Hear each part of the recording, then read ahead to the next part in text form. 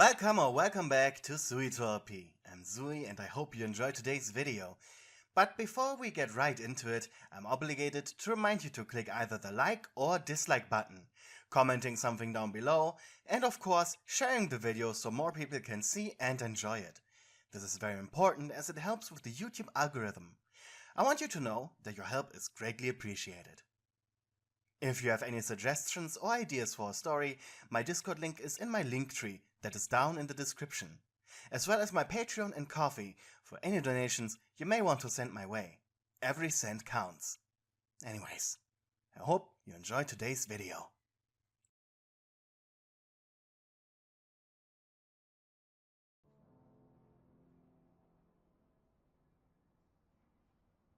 Beautiful art was a rarity these days.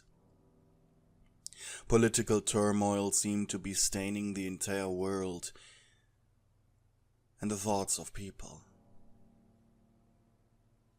The ones on the side of the government made the Paranormal Liberation Army responsible, that while despite having been crushed once or twice already, always managed to rear its ugly head.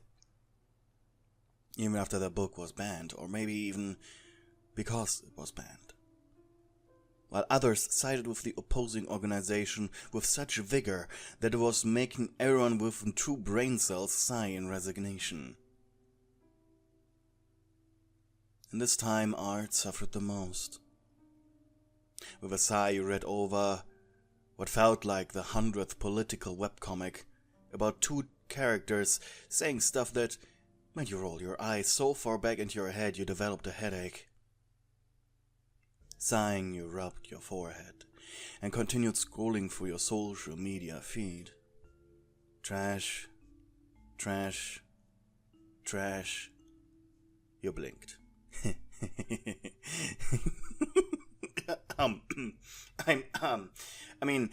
Trash. Your brain kept telling you, keep going, there must be one good art piece left on this wretched planet. And you were going to find it. Your quirk required inspiration to work properly. It was called Devil's Painter. A nefarious little thing, your boyfriend often called it. Parasitic. Your quirk allowed you to perfectly copy other people's art and paintings and make improvements to them. You had made quite a living by simply pointing at the superiority of your product in comparison to the originals. Of course, your boyfriend, the legendary and seemingly undying hero Imagin, disapproved of that. Very much. But at the same time, he didn't do anything about it, as you didn't break any rules. This little bit of trolling simply wasn't illegal.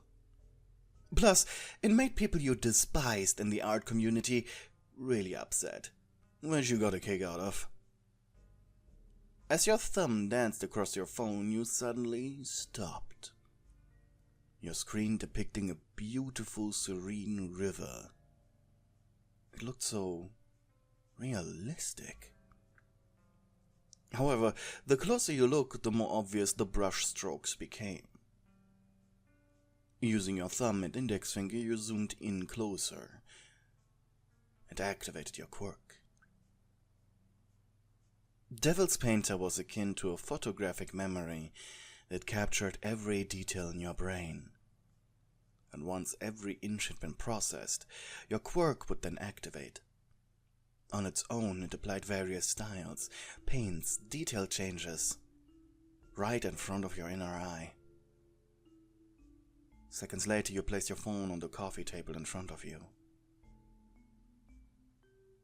The apartment you lived in was shared between you and your boyfriend Ida. Despite his legendary status, he was a cheapskate, and probably had many millions on his bank account, yet still refused to give in and paying for anything nicer. Not that you minded though. You weren't a gold digger. And you loved Ida for the small moments, when he allowed himself to be vulnerable. These times made it worth having to follow his perfectly ordered daily schedule on time. Ugh. With your eyes closed, you made your way into your office.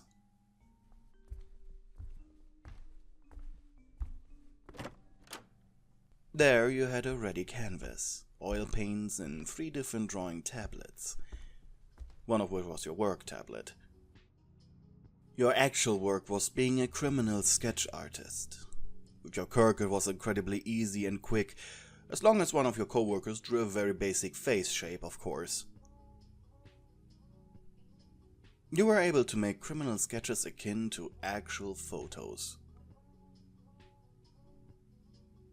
In trance, you took hold of your tools and began painting. Your quirk was like a printer, and once in trance you would only be able to leave it when the picture was perfect, or at least done to a certain degree. You had decided to make the brush strokes less obvious, and to add more fauna to the picture, in places where you thought they belonged. You were so focused on your art that you didn't notice the loud clicking of keys turning, and the opening of your apartment front door.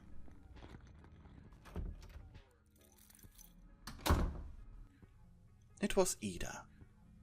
The pro hero had just finished an incredibly tiring workday. While running was his bread and butter, having to do it from start to finish while fighting multiple villains was just not how he wanted to spend the day.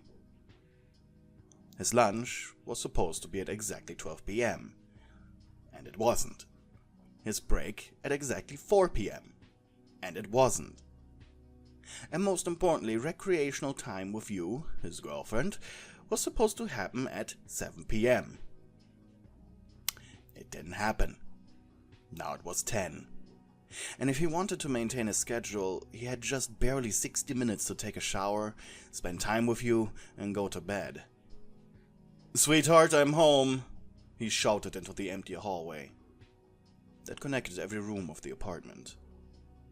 No response. His eyes narrowed sharply, and strategically he searched every room. You weren't taking a bath? You haven't fallen asleep while watching TV? You weren't busy in the kitchen. Lastly, he checked the office where he found you. Busy like a bee, painting something. "Oh, there you are," he said.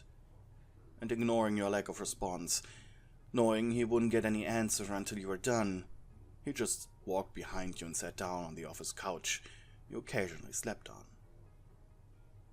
Narrowing his eyes, he looked at the ceiling.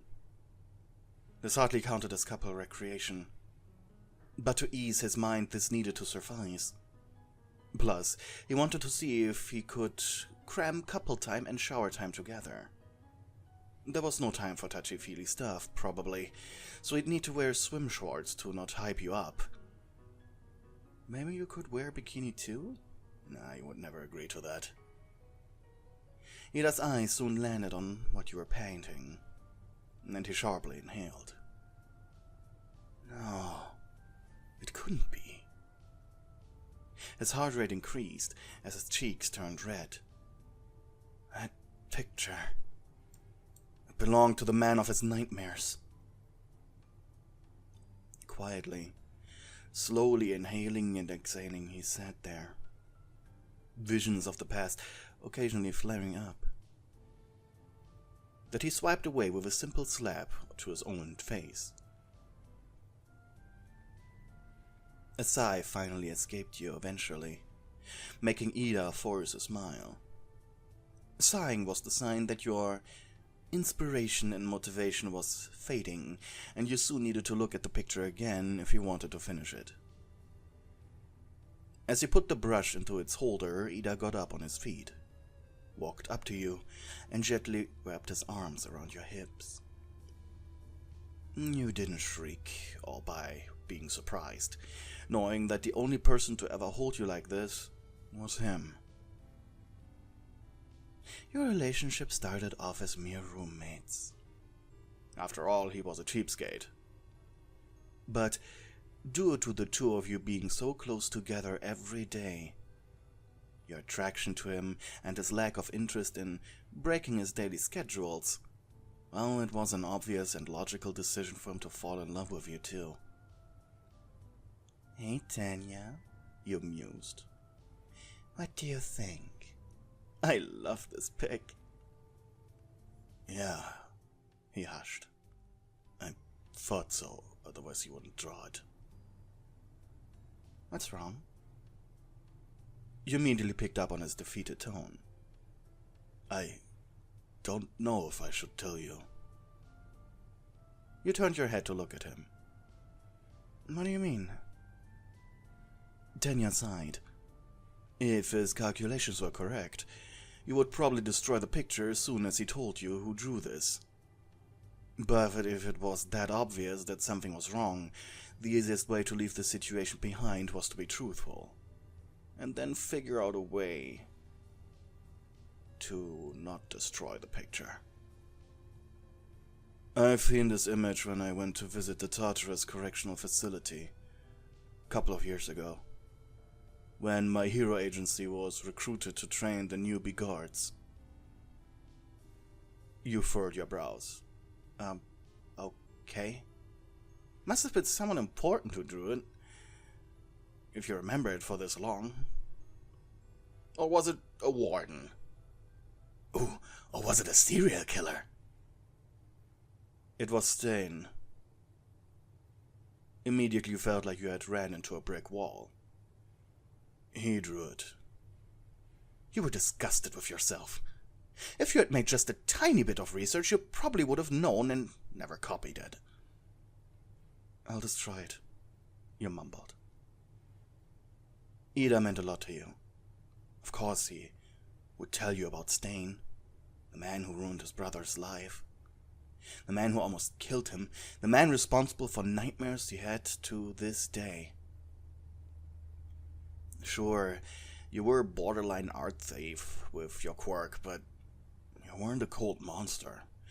And you knew every time he'd look at your vision of it, all he could see would be Stain. But what Ida said next surprised you. Don't. Please. You shook your head. No, don't say that just because I spent a few minutes on work on this high... Shush! Ida hissed sharply. You know as much as I do that I do not like the continued existence of this man. Yet your pity... it hurts. You exhaled, agitated. Don't get me wrong, I highly appreciate your reaction. It shows how much you care. You huffed. Of course I do. But we need to also come to terms with the fact that horrible people can create beautiful things. You looked at the ground. No, I don't want you to destroy this art piece. Nor do I want the originals to be harmed.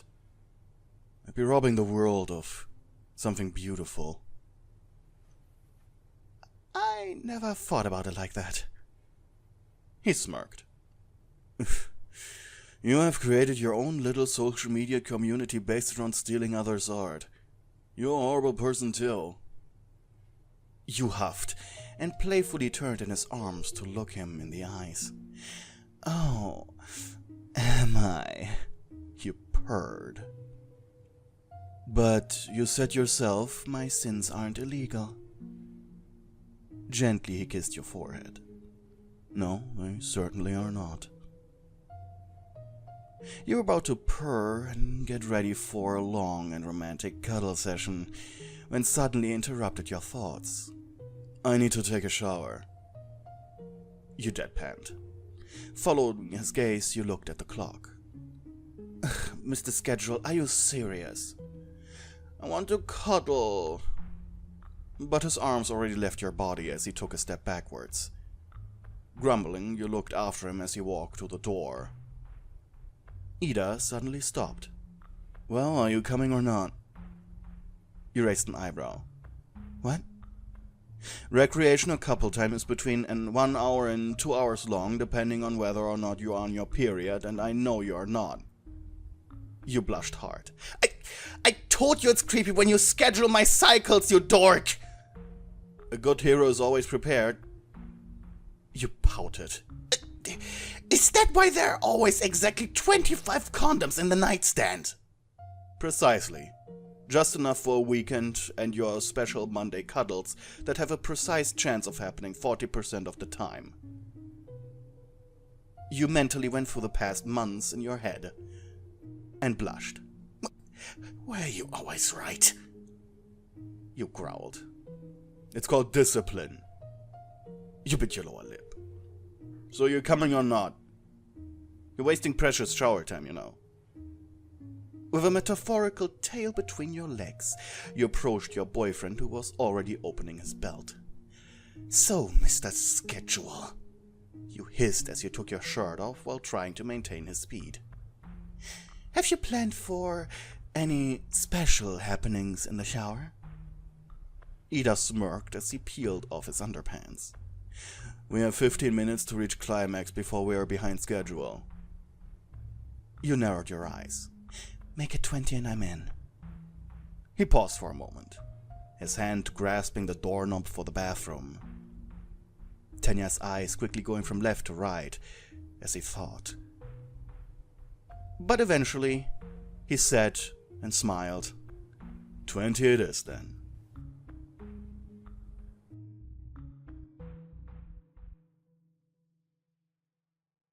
Today's video was made possible thanks to the help of Discord user Hound Doom and Little Fox. Thank you for your support.